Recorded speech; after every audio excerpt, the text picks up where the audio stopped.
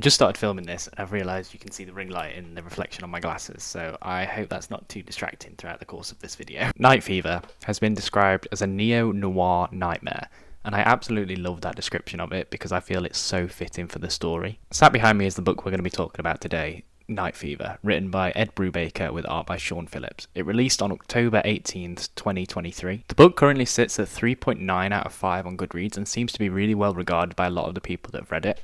I personally have read it twice now because I read it maybe like last year and then I wanted to do a video on it specifically, so I reread it as part of the 24-hour reading challenge that I'm currently doing. And yeah, I just had to make a video on it. I really enjoyed the book both times that I read it, both for different reasons, and that's what we're going to be getting into today. If you go on to enjoy this video, consider hitting the subscribe button down below so you don't miss any of the other ones. And if you do like this video in particular, leave me a like, it just helps me out. It helps show this video to a lot of other people who might like it, and it helps grow the channel. So I made a couple notes whilst I was reading this book earlier today, and I haven't really scripted the video, so it's going to be much more of like a conversational type review, but I have made some bullet points on things that I want to talk about specifically. So we're going to start off with a non-spoiler review. The book follows Johnathan Webb, who is a book buyer, as he goes to a convention in France. Jonathan's been doing this job for about 20 years, and by all accounts he's your typical all-American man. He seems to have had quite a nice life at high school, he reminisces about those days quite fondly, and he sort of fell into this job without really meaning to. He mentions throughout the book he wanted to be a writer himself, and he just kind of started doing this job of book buying, and 20 years later he's still doing the same thing. He's grown accustomed with the monotony of this world that he's found himself in, and he's grown comfortable within this world, but it starts to lead to things like questions of what more could he have, what more should he have, and what more should he chase. So that's what the book kind of follows. The main plot point in the book is that Johnathan suffers with insomnia. The book opens with him on a flight to France on the way to the convention. He mentions that typically what you do on a flight is read the first couple chapters of the book and then try and get some sleep. However, he's reading And Then the Fire, which is the name of the fictional book in this book. He gets to the end of the first chapter and realises that the dream that the main character is having is identical to a dream that he used to have as a recurring nightmare. It's a dream of a man being stranded on a desert island, and it seems very true to what he kind of suffered with. This then sparks something in him and leads him to question where this writer got this idea from. Did he make it up? Has Johnathan told somebody? Has this writer stolen the idea somehow? And so the intrigue begins there. So the book kind of stays like this for the rest of the story. You have a lot of questions being thrown up in the air. It kind of reminded me quite a lot actually of films like Fight Club, Eyes Wide Shut, The Game. A lot of these sort of mystery, sort of you don't really know what's happening to the characters. You kind of have a little bit of an unreliable narrator, and you can't really be 100% sure of what is actually going on. It actually reminded me quite a lot of Inherent Vice as well, and other Paul Thomas Anderson films. You can follow what's going on, but it kind of does skip around from like A to B to C to F to G, and sort of misses like little parts here and there, but you can still really follow what's happening and what's going on. So once he lands in France, Monsieur Webb still suffers with insomnia and still can't sleep. He decides to go out on the town and, for whatever reason, ends up following a couple who look like they're going to a masquerade ball. This is really, I think, where I got reminded of Eyes Wide Shut. I think because, one, you know, that's a big thing in that film, is they go to parties, like secretive parties, and there's these kind of secrets going on and you don't really know what's kind of happening to the characters. I think that's kind of where I got really reminded of that. So he ends up out in the town, follows these two people, and goes into a masquerade party. So when he arrives at this party, for whatever reason, he decides to blag his way in, going by the name Griffin. He says that he's left his mask at home and is given one. When he gets inside the party, he sees an unmasked man who he says he'd later come to know as Rainer. Rainer is the main side character in this story, and he's your typical sort of Tyler Durden-esque character. When I was reading this, I had thoughts at times. I was like, is this guy real?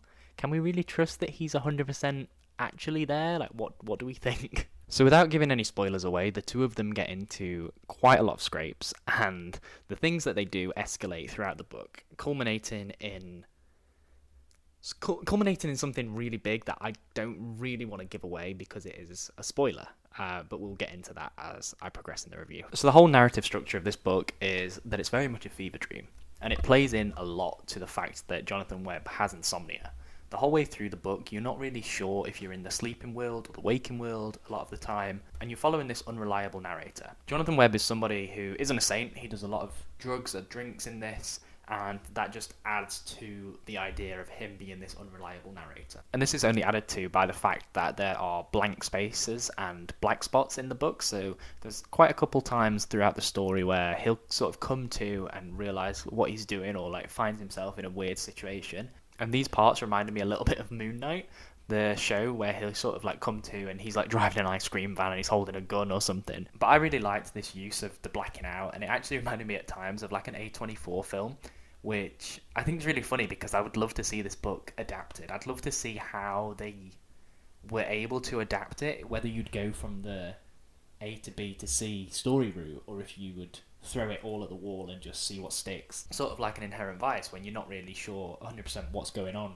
most of the time, and you kind of go from A to F to G. I did really like this book for the most part, and I think the description of it being a neo-noir nightmare fits perfectly, because a lot of the time it does feel like a noir film. It feels like your classics like Chinatown, or like a game like LA Noire. It feels like this guy just kind of not muddling his way through, but figuring things out. The themes of mystery and detective work, and this guy kind of not really being 100% sure of his own actions, but of the actions of everybody surrounding him as well, and just trying to piece together what is actually happening. What's this dream that he's had? Where's this writer come from? Where's he got his ideas from? He's this new guy on the scene who's kind of hit it big with this book, and it's going to be the next big thing. But where's the dream come from? Because it's only something that he's come up with. Is it something that the writer has stolen, like I said earlier, or is it something that Johnathan Webb is just putting onto the character? And so then you have to ask yourself questions of, well, who is this guy? Who's Johnathan Webb? Like, what can we believe from him? I think that leads into the idea that Johnathan Webb talks quite a lot in this book about how he really enjoyed his early life, and the last 20 years, the career progression he's had has kind of stagnated. He's not really evolved all that much. He's now got a wife and children, but he feels very much stuck in his ways. And I think he just needs something big. He needs something new. He needs something that he can, go all out on to feel like he can live again. And I think being in a new country, being in France, or, not being in his home country, he feels like he can get away with anything. And so that's why in the book you see him committing crimes, and you see him doing these things that escalate, because he kind of feels like, one, he needs to do that to feel like he can live again, but also he doesn't feel like there are any repercussions for his actions because he's not in America. But then at the end of the book, Ed Brubaker flips this entirely 180 degrees on its head.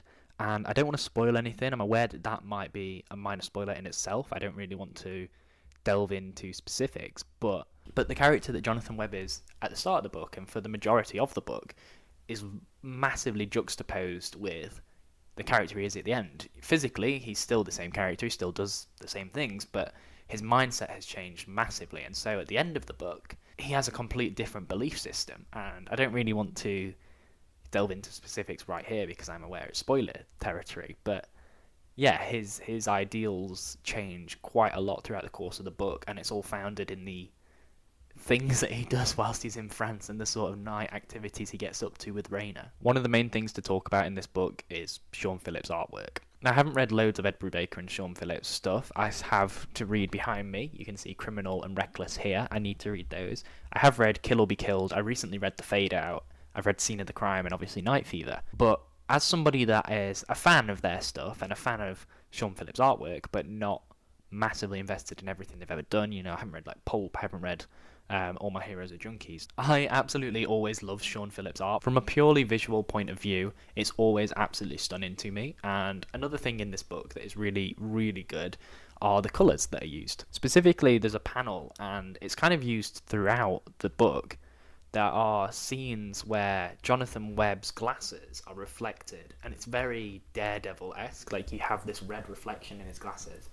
It's very Daredevil-esque. It kind of portrays him as, the main character. It's very stylized, but it also massively adds to the feeling of detachment and the feeling of depersonalization that he has around the outside world. He's looking through these glasses that are literally fogged over or coloured over, and he feels like he's not really even there. It adds to the feeling of insomnia. The whole thing adds to it, and I saw that and I thought, wow, like, I really love that one panel. I think it's before he goes into the masquerade party. He's just stood outside and kind of like I am now with the ring light on my glasses. He's there and he's got this red light on his glasses, and I really liked that. I think this disconnect from the character really serves a purpose in the narrative, because not only does it show the themes of depersonalization and isolation, but it shows him to be a really lonely guy. He's been in a mundane job that he never really wanted for the last 20 years, and he's kind of just found that time's passed him by and he's got stuck, and he feels like he wants something more. This stylistic choice and the artwork serves a purpose because it serves his narrative. It shows his selfishness in the idea that he wants more, he deserves more, and obviously he's a straight white man, so he's like, well, I need the world and I need all of these things. And so, as I mentioned earlier, this goes back to the feeling that he has at the start of the book compared with the guy he is at the end of the book. This feeling of not really appreciating his wife and family and, you know, all the things he does have, having a great job that means he can fly internationally and gets paid very well and has quite a cushy life. He doesn't really appreciate it, and so when he goes back, oh, well, I'm aware this might be a minor spoiler, but I feel like I need to talk about it, and I will try to be as vague as possible. But at the end of the book, when he goes back to his children, there's a part where he's just stood in the doorway watching them, and his wife says to him, "What are you doing?" And he says, "Well, I'm just looking at them." He's just like watching his two boys. That, for me, really spoke to this newfound appreciation that he has for his family and his children, because he's realised it can go away at any point, it can go away at any time, he's not invincible, he's not untouchable. It also added to this feeling of terror then that he's got from the things that he's done in France, the things that he's seen, and the actions that he's taken. This terror now that builds within him and resides within him that probably won't ever go away, but it leads him to appreciate his family and the people in his life a bit more. So yeah, there's this feeling for him at the end, this kind of melancholic, bittersweet ending, that he hasn't fulfilled his life purpose as much as he could have by being a writer, but he needs to cherish the things that he does have and sort of look at what he's got, because he's got a lot more than a lot of other people. I'm aware that I'm probably not exploring this as well as some other people have, and as I said at the start, I haven't scripted this or anything. This is just kind of conversational flow that I've got. I just finished the book and I thought, I need to talk about this, do a review of it whilst it's fresh in my mind. There's the obvious themes of, you know, hiding away from reality and feelings of depersonalization and isolation. One of the big things is a masquerade ball. He has a fake name, he goes by Griffin, he wears a mask.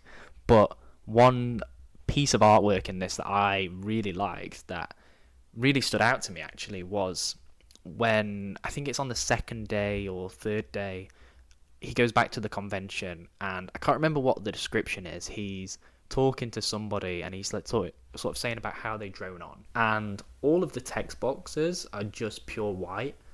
I really liked this choice and this like stylistic approach to it, because, you know, you could have put blah blah blah or ABC or whatever in the text box, but just to have them be completely blank, I think it was much more impactful, because, you know, he's not listening at all to anything that these people are saying. Physically, he's there, but emotionally, mentally, he's completely checked out.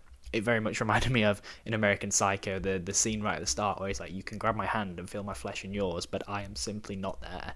And that's kind of really what I got from that scene, is he's simply just not there. This could also be in part because, you know, as I mentioned, he's been doing this for 20 years and he can find it very easy to just coast by.